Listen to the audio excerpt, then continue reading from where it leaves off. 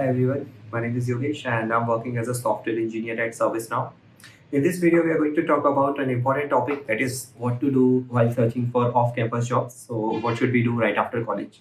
So this is the most important topic क्योंकि ये जब आ जाता है ना, तो जब हम ऑफ कैंपस में तैयारी कर रहे होते हैं तो चैलेंज कुछ ज़्यादा बड़ा होता है। किसी भी कंपनी की तैयारी कर रहे हो, either being a product based company और एमएनसी और अर्ली स्टार्टअप और वेल स्टेबलाइज्ड यूनिकॉर्न। तो यहाँ पे देखो, यहाँ पे जो आपको तैयारी है वो थोड़ी-सी ज़्यादा करनी पड़ेगी क्योंकि अभी आपका जो कॉम्पिटिशन है on campus versus off campus में, वो बढ़ जाता है क्योंकि ऑन कैंपस में आप कम्पीट कर रहे होते हो कॉलेज के 400, 500 या जितने भी नंबर ऑफ स्टूडेंट्स होंगे पर्टिकुलर ब्रांच के अकॉर्डिंग। और यहाँ पे जहाँ ऑफ कैंपस में आपका जो कॉम्पिटिशन है वो 10 गुना या उससे कई गुना ज़्यादा बढ़ जाता है।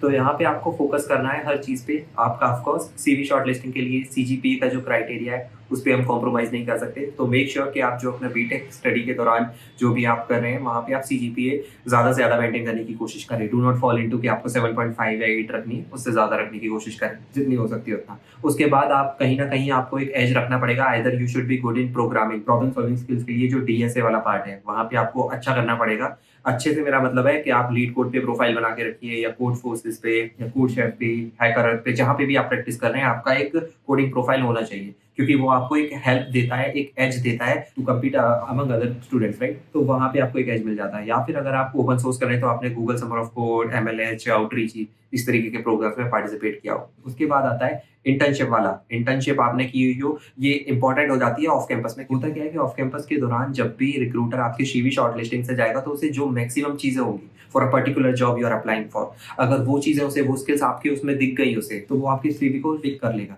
तो जो इंपॉर्टेंट पार्ट होता है ऑफ कैंपस में वो होता है सीवी शॉर्टलिस्टिंग या फिर ऑनलाइन असेसमेंट की लिंक आना। आई थिंक यहाँ पे जो चीज है वो ये है कि आप अपने रिज्यूमे में सब कुछ मेंशन करिए। आप जो भी स्किल्स है, अपने प्रॉब्लम सॉल्विंग स्किल्स का तो ध्यान रखना ही रखना है, प्रॉब्लम सॉल्विंग स्किल्स और computer fundamental.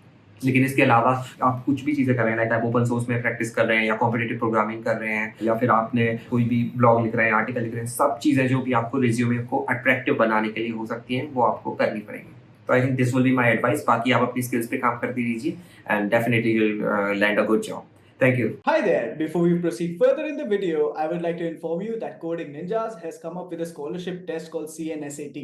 If you participate in this test, you can avail up to 100% scholarship on any course at Coding Ninjas. It can be DSA, web development, product company interview preparation, and even data science and many more courses. So if you want to participate, click on the link in the description below or the pinned comment and participate now.